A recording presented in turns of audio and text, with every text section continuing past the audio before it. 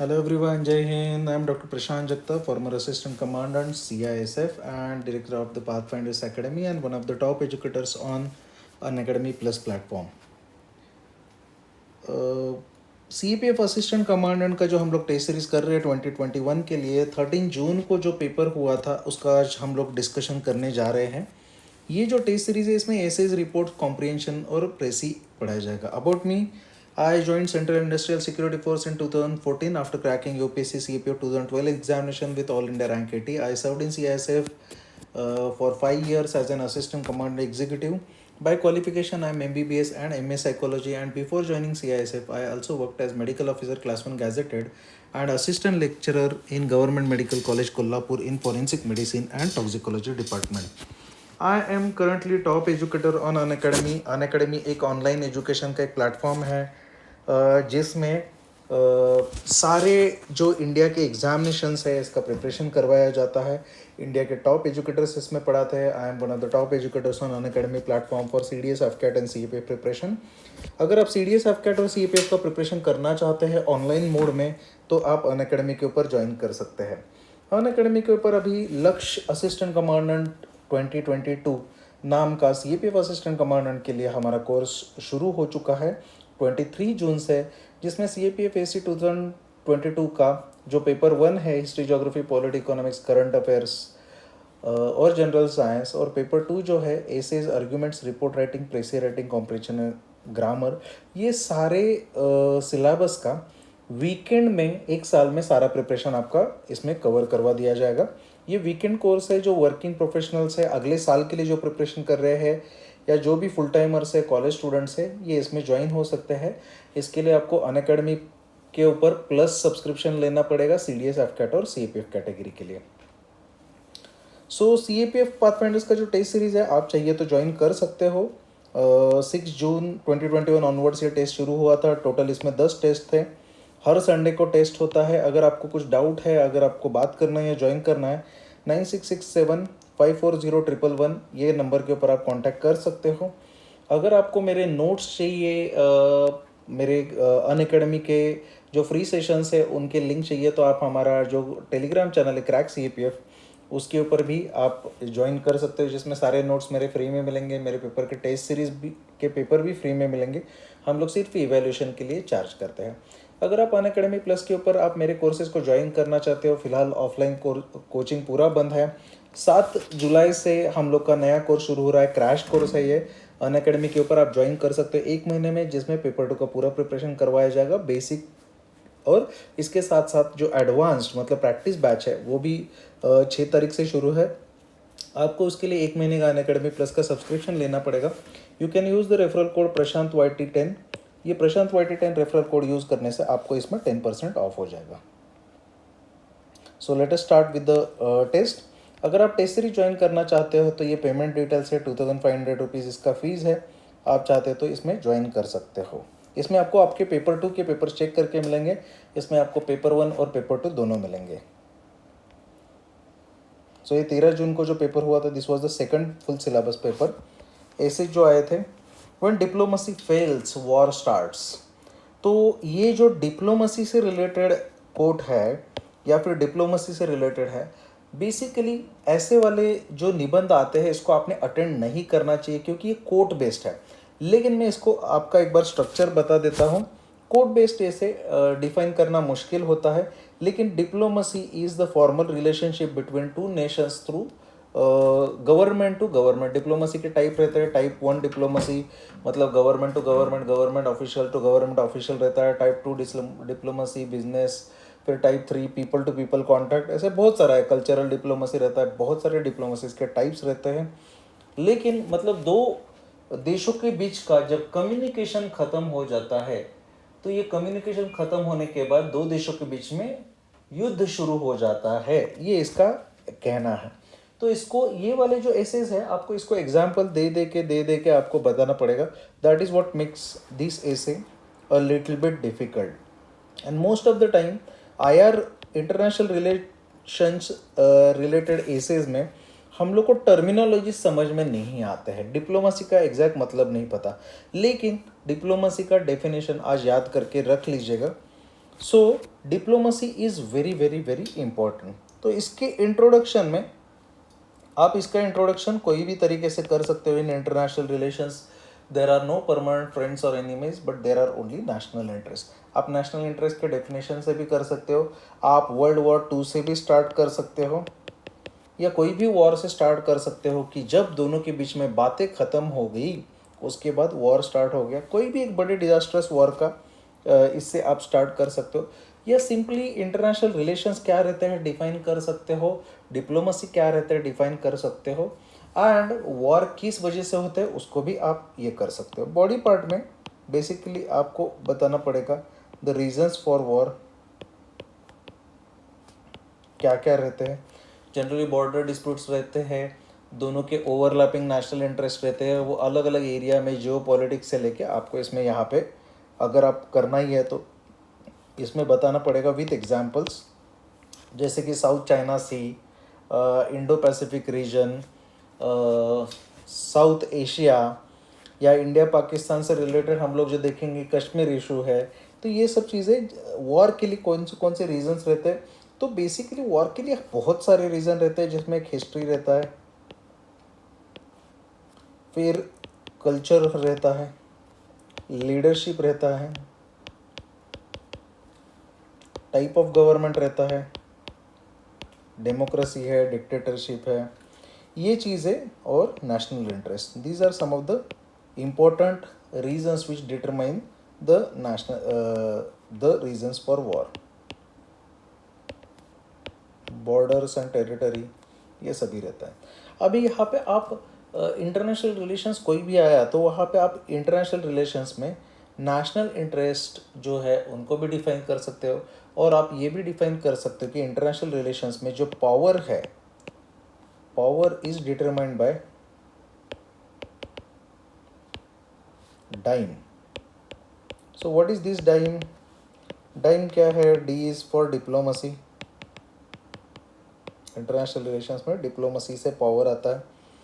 I is for information, जिसमें आपका intelligence आता है। M is for military, and E is for economy. E is for economy. So diplomacy is one of the very important determinant of the international power. और उसके साथ साथ जब भी ये डिप्लोमेसी ख़त्म होता है तब भी अल्टीमेटली वॉर करने के बिना दोनों के जो परसेप्शंस रहते हैं वो बिल्कुल अलग रहते हैं, and then countries go to war. तो ये जो पर्सपेक्टिव है इसके ऊपर ये पूरा का पूरा ऐसे है। तो इन बॉडी में आप ये सब चीज़ें लिख सकते हो। इसके बाद the immediate skirmishes, immediate reasons for war, छोटे मोटे स्कर्मिशेस रहते हैं, पॉलिटिकल इंस्टेबिलिटी रहता है, हाइपर नेशनलिज्म क्रिएट किया जाता है, या कोई पॉलिटिकल इंटरेस्ट के लिए, वेस्टेड इंटरेस्ट के लिए भी वॉर स्टार्ट किया जाता है। Diplomacy and type of diplomacy, and how diplomacy actually stops the war, can prevent the war. So basically diplomacy formal contact रहते हैं। इसमें क्या है, इसमें कम्युनिकेशन मेंटेन होता है दो कंट्रीज के बीच में, इनफॉर्मल चैनल्स ओपन होते हैं,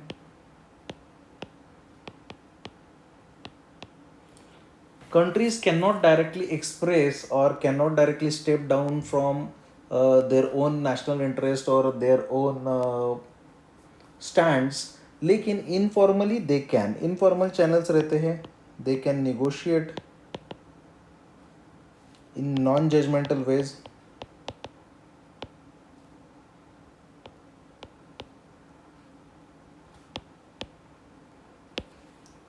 it improves the talks, it helps us to understand and recognize genuine demands helps us to understand the perspectives. So diplomacy is basically, it is a win-win situation. But when diplomacy fails, ultimately there are no negotiations and they have to take a clear-cut stand, because ये जैसे लोगों का ego रहता है वैसे countries का भी ego के ऊपर आ जाता है, and the war generally starts. So we can talk about when the war starts, the destruction caused by the war.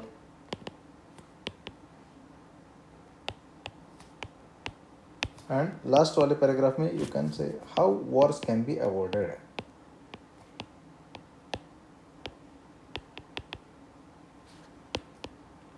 Using diplomacy, मतलब डिप्लोमेसी कैसे किया जाएगा.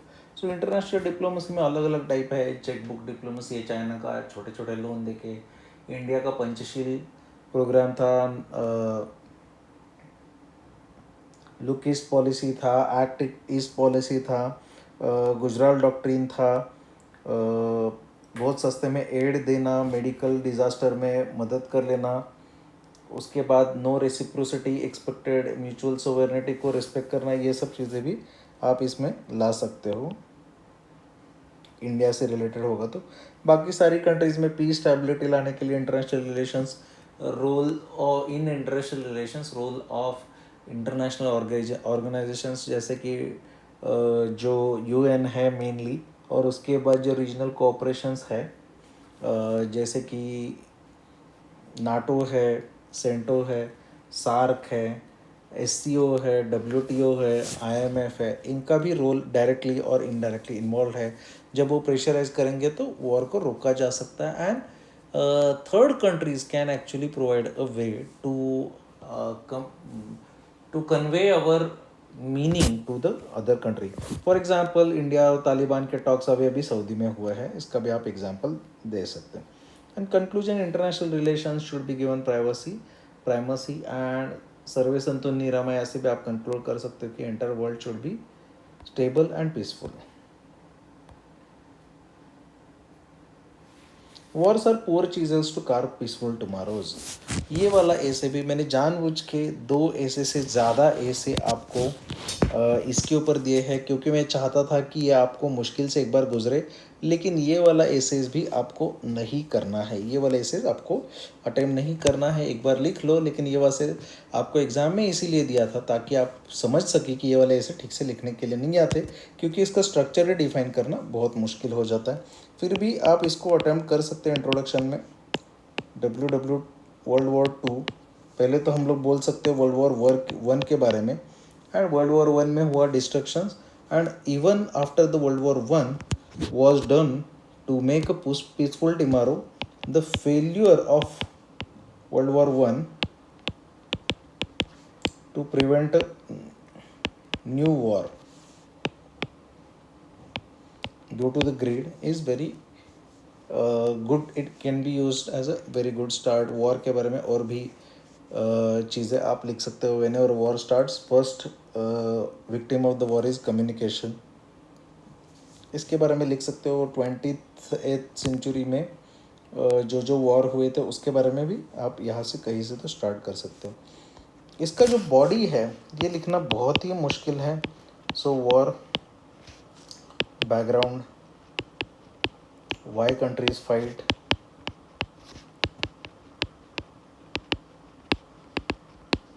And examples, important words. फिर इसके बाद destruction impacts due to war आप लिख सकते हो. फिर इसके बाद डिस्ट्रक्शन के बाद why wars fail to bring peace, क्योंकि प्रिंसिपल ही गलत है. And most importantly question ego के ऊपर आ जाता है, लोगों के सेल्फ एस्टीम के ऊपर आता है. People are nationalistic and ultimately it becomes very difficult, and actually becomes very difficult to bring people to the peace negotiations, and becomes very easy to manipulate feelings of the people with the hyper nationalism, जो which the advantage of which is taken by the politicians. So ultimately, it is very highly unlikely that any of the war can actually result in peace. Way forward. Suggestions. What can be done to bring peace?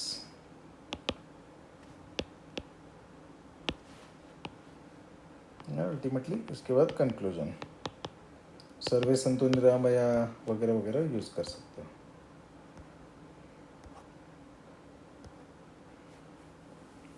Power flows from barrel of the gun. Again code based ऐसे है, ideally आपने attempt नहीं करना चाहिए. मैं एक बार बताता हूँ क्या कर सकते हो. Power flows from barrel of the gun. आप WW2 की वर्ल्ड वॉर 2 के एग्जाम्पल से इंट्रो दे सकते हो, या USA से इंट्रो दे सकते हो, जो अभी हेगेमनी बन के बैठा है क्योंकि उसके पास मिलिट्री पावर है. आप you can start with the SIPRI index या फिर इंटरनेशनल फायर पावर इंडेक्स, जिससे पता चलता है कि कौन सी कंट्री. स्टॉकहोम से भी कर सकते हैं, जिससे पता चलता है. सिप्री इज स्टॉकहोम इंडेक्स, जिससे पता चलता है कि कौन सी कंट्री मिलिट्री कितना पावरफुल है, जो और जिसके पास पावर है वो दूसरे लोगों को कैसे इन्फ्लुएंस कर सकता है, उसके स्टार्ट कर सकते हैं. और क्वेश्चन कर सकते हैं कि whether is the power always, does the power always flow through the gun, from the barrel of the gun. So body part में बेसिकली इसका मतलब ये है कि जो पावर है ये सिर्फ और सिर्फ बैरल ऑफ गन से जाता है. मतलब वायलेंस के हेल्प से ही आप पावर एक्वायर कर सकते हैं. Violence is the pre requisite.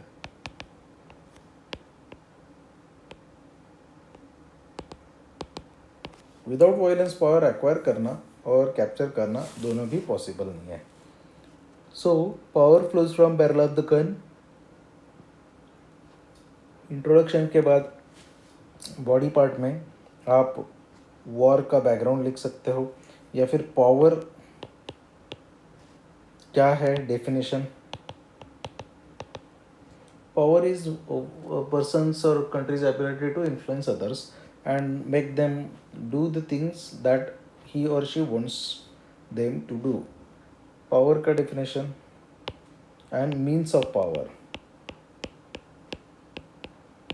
Individual और international. International का बता दिया डाइम. इंडिविजुअल में muscle power, soft power, contact, alliances, property, money, ये सभी चीज़ें आ जाएगा. सो ये पावर कमाने के कितने तरीके हैं. देन वाई मसल पावर और why power flows from the gun.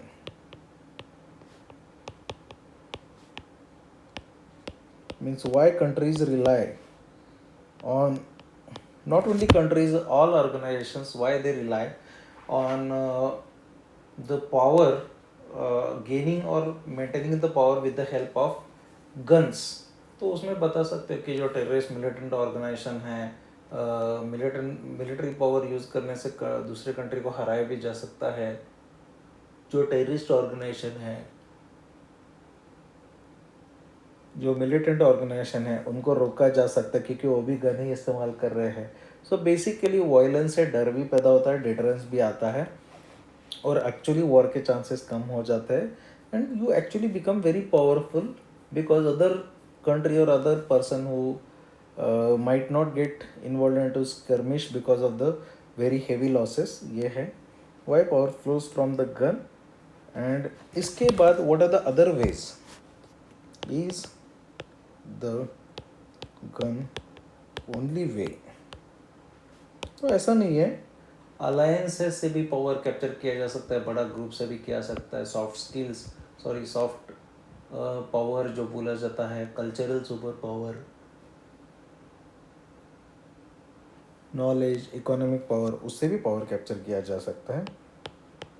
Way forward में आप बता सकते हो कि पावर सिर्फ और सिर्फ इससे नहीं है. Basically it should not be power oriented but global piece और कोऑपरेशन ओरिएंटेड हर कोई होना चाहिए. हर बार पावर हमेशा मिनिमम यूज़ किया जाना चाहिए, और जो वायलेंट पावर है, फोर्स है, लिमिटेड क्वांटिटीज़ में यूज़ किया जाना चाहिए. पीसफुल प्रोटेस्टर्स के खिलाफ कभी भी यूज़ नहीं किया जाना चाहिए, और जब भी यूज़ कर रहे हैं वो सुपरवाइज होना चाहिए. एंड अकाउंटेबिलिटी और ट्रांसपेरेंसी इसमें बहुत ज़्यादा होना चाहिए, and then you can make the conclusion.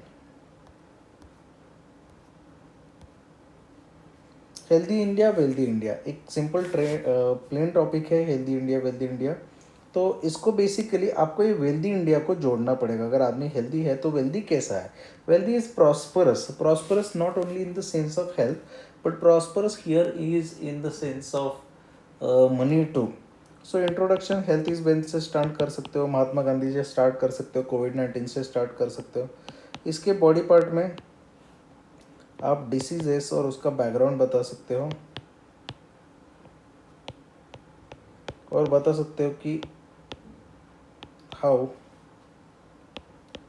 Healthy can remain untouched और फिट।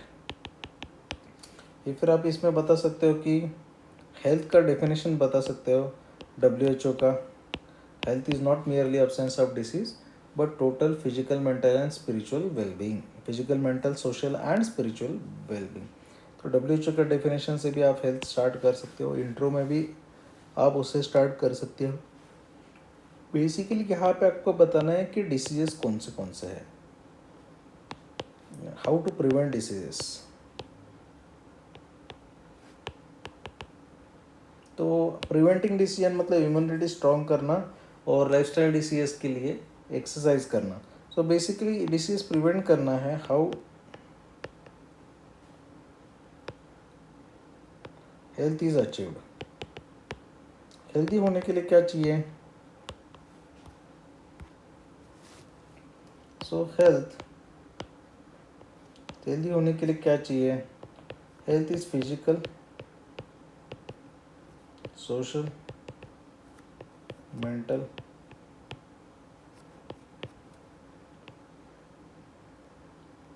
स्पिरिचुअल।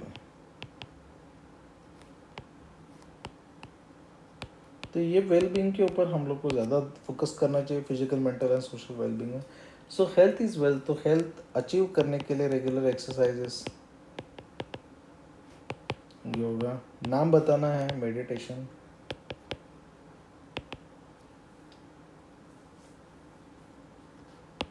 जॉगिंग, हर किसी के advantage disadvantages, gym, regular physical and mental activity, इससे आप कर सकते हो। इसके बाद आपको बताना है कि हाउ हेल्दी पीपल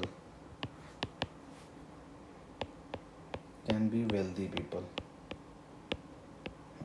तो आप यहाँ पे बता सकते हो कि हेल्दी वेल्दी क्यों है, क्योंकि हेल्दी लोगों का बहुत ही कम पैसा इंडिया में क्या होता है, हॉस्पिटल में खर्च होता है,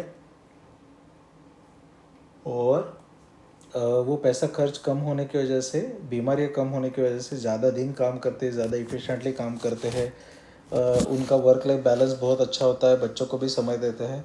so family life is also good, economic and psychological life is also good, which helps them to ultimately become wealthy because it helps them to think peacefully and clearly.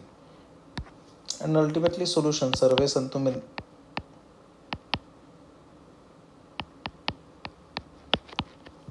सर्वे सुखिनः सन्तु सर्वे सन्तु निरामया सर्वे भद्राणि पश्यन्तु मां कश्चित् दुःख भाग् भवेत्, ये भी आप लिख सकते हो। और बहुत सारी चीज़ों से आप कर सकते हो, टेस्ट विद डेस्टिनेशन कंक्लूड कर सकते हो, प्रीएम्बल से कंक्लूड कर सकते हो, आर्टिकल 21 से भी आप इसको कंक्लूड कर सकते हो, फ्रीडम फाइटर के विजन से भी आप इसको कंक्लूड कर सकते हो।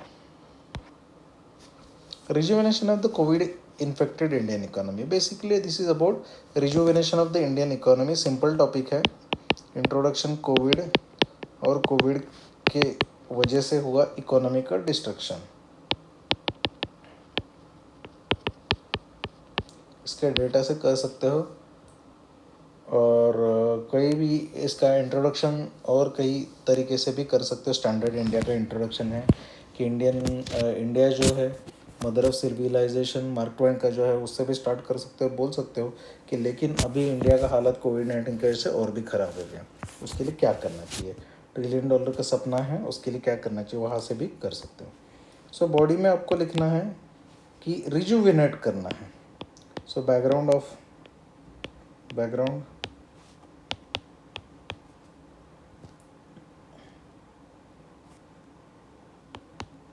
why and what are the impacts of COVID-19 on economy, unemployment, poverty वगैरह वगैरह वगैरह, इसमें सब कुछ आ जाएगा। Policy paralysis, lockdowns and demand कम, ये सारी चीज़ें आ जाएंगी। गरीबी, तो जो इसके लिए है गवर्नमेंट मेजर्स, गवर्नमेंट ने क्या क्या किया, आत्मनिर्भर भारत वगैरह वगैरह। इसके बाद वे फॉरवर्ड, और क्या करना चाहिए, और गवर्नेंस लाना चाहिए, ये स्टिमुलेशन पैकेज, वो स्टिमुलेशन पैकेज, इंडस्ट्री को प्रमोट करना चाहिए। वैसे भी एग्रीकल्चर से लेकर इंडस्ट्री में शिफ्ट हो जाना चाहिए अभी धीरे धीरे धीरे धीरे। रिस्ट्रक्चरिंग लगेगा, इकोनॉमिक ओवरऑल लगेगा, टैक्स हॉलीडेज देने चाहिए, प्रमोशन देना चाहिए, लोन सस्ते कर देने चाहिए, लोगों को पैसा इन्फ्यूज कर देना चाहिए, ऐसे बहुत कुछ बोल सकते हैं कंक्लूजन।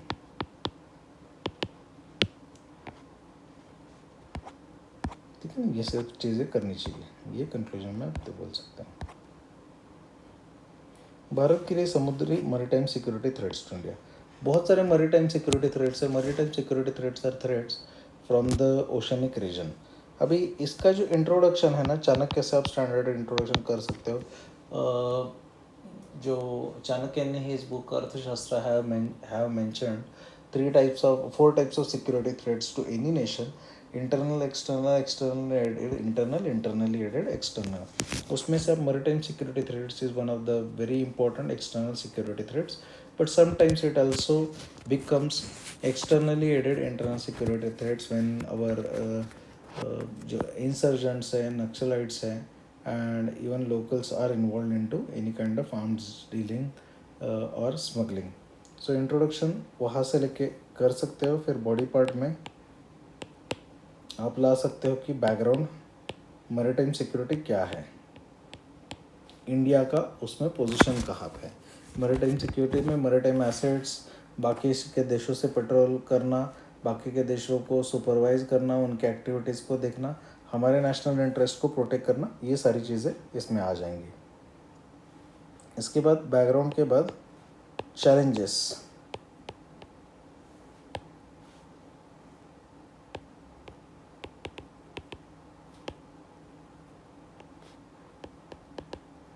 चैलेंजेस क्या क्या है, फिर इम्पैक्ट्स ऑफ मैरीटाइम सिक्योरिटी, उसके अलावा में suggestion solutions.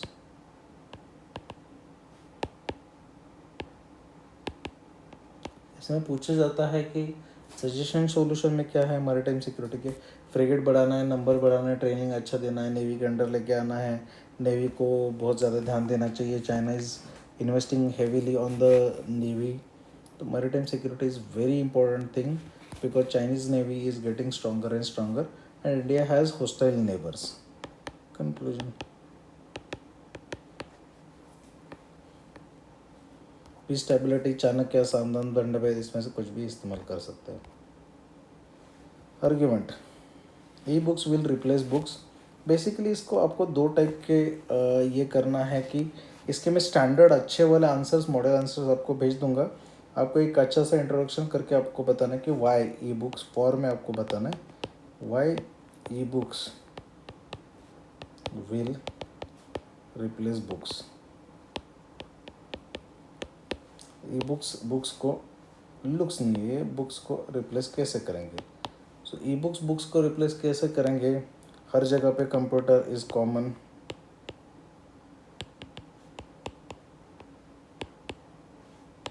E books are cheaper, e books are for lifetime, वो कभी ख़राब नहीं होते हैं, लाइफ टाइम है। ई बुक्स ईजीली भेज सकते हो,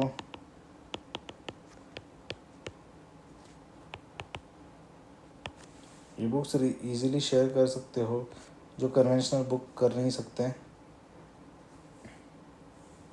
कन्वेंशनल बुक्स, ई बुक्स और भी चीज़ें करते हैं।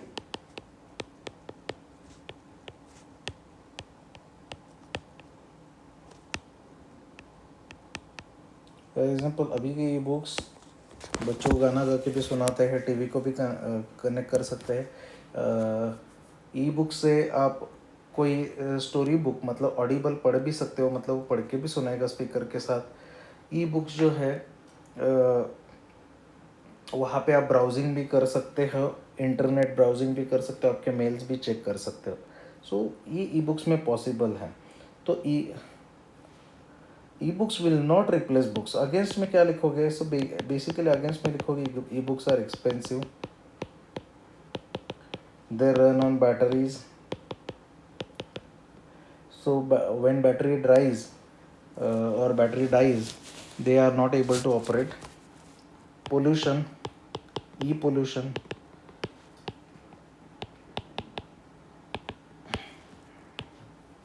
initial cost is very high. Books are expensive too, they don't give the real full feel of books.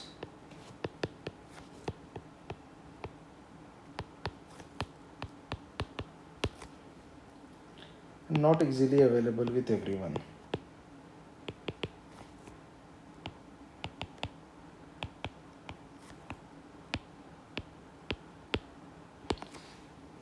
Conclusion में बता सकते हो कि ई बुक्स को डायरेक्टली रिप्लेस करने का चांसेस कम है, लेकिन ऑलरेडी बुक्स का सर्कुलेशन, स्पेशली जो रेफरेंस बुक है, बड़े बड़े बुक है, उसका कम हो गया है और ई बुक्स का पॉपुलैरिटी बढ़ता ही जा रहा है because of the affordability many other things, but it is unlikely that E books will actually replace the books.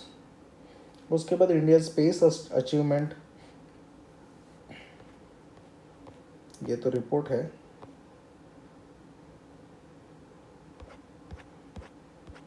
India space achievement, ये जो रिपोर्ट है, ये रिपोर्ट में आपको सिंपल इंट्रोडक्शन करना है इंडिया ने रिसेंटली किए हुए अचीवमेंट्स।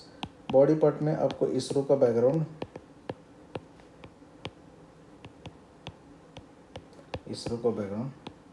उसके बाद आपको बताना है कि recent achievements,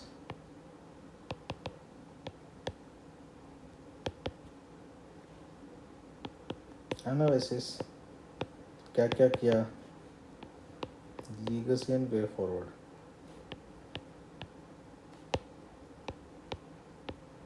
we are proud of ISRO, achievements बता दो। एनालिसिस में बता दो कि इसरो ने इतना पैसा खर्च किया, इतना इतना क्या, पहले यहाँ पे इतना प्रॉब्लम था, ये भी नहीं था, यहाँ से लेके आज तक स्पेस में बहुत ही तगड़ा अचीवमेंट है। और लीगेसी और वे फॉरवर्ड हम लोग को प्रमोट कर देना चाहिए, सभी लोग को बताना चाहिए। और साइंटिस्ट चाहिए, पीपीपी हम लोग प्रमोट कर सकते हैं, यंग साइंटिस्ट करना है, आईसर से और लोग जाने चाहिए। रिसर्च और कल्चर का कल्चर, रिसर्च और डेवलपमेंट का कल्चर, ये प्रमोट करना पड़ेगा। रैशनल, लॉजिकल, साइंटिफिक थिंकिंग पढ़ाना पड़ेगा। कंक्लूजन, इसके सोर्सेस में मोदी जी आ सकते हैं, इसरो की वेबसाइट।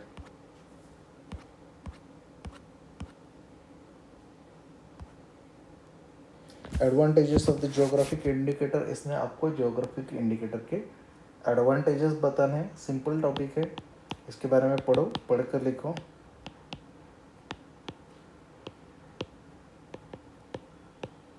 बैकग्राउंड, केस स्टडीज, दूसरा part advantages,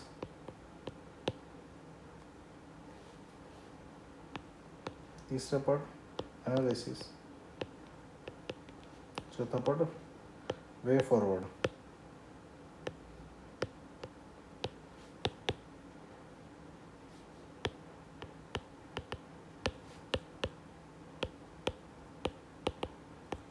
advantages of the geographical indicator, इससे क्या है, खुद का अपना इमेज क्रिएट होता है इंटरनेशनल मार्केट में और उसका वैल्यू बढ़ता है, उसका सेलिंग और एक्सपोर्ट का प्राइस बढ़ता है। कंक्लूजन, सोर्सेस महात्मा ये नरेंद्र मोदी जी मन की बात दे सकते हो, बाकी और भी है। Nano technology the future of the technology, nano technology is the future of the technology. So it is introduction, definition of the nanotechnology, body, background and details,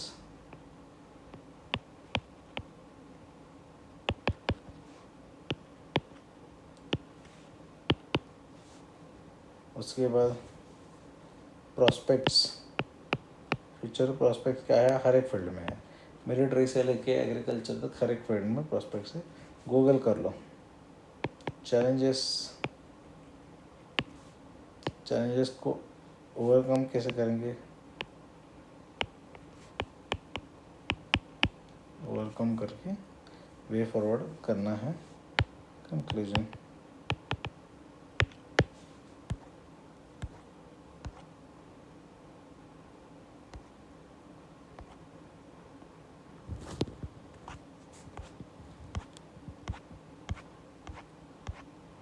ठीक है। तो ये हो गया आर्ग्यूमेंट रिपोर्ट, प्रेसी रेटिंग और कॉम्प्रिहेंशन के मैं sample answers आपको, जो मॉडल आंसर्स है, जो अच्छा आंसर्स है, आपके जो टेलीग्राम ग्रुप है उसमें आ जाएंगे। थैंक यू वेरी मच, जय हिंद। अनअकैडमी के ऊपर मेरा कोर्स 7 जुलाई से शुरू हो रहा है, एक 6 जुलाई से और एक 7 जुलाई से। 7 जुलाई से जो शुरू हो रहा है, ये एक मेरा कंप्लीट कोर्स है अनअकैडमी के ऊपर, प्लस के ऊपर। सो ये जो कोर्स अगर आपको ज्वाइन करना है तो आप अनअकैडमी ज्वाइन कर सकते हो, 1 महीने का ये क्रैश कोर्स है। थैंक यू वेरी मच, जय हिंद।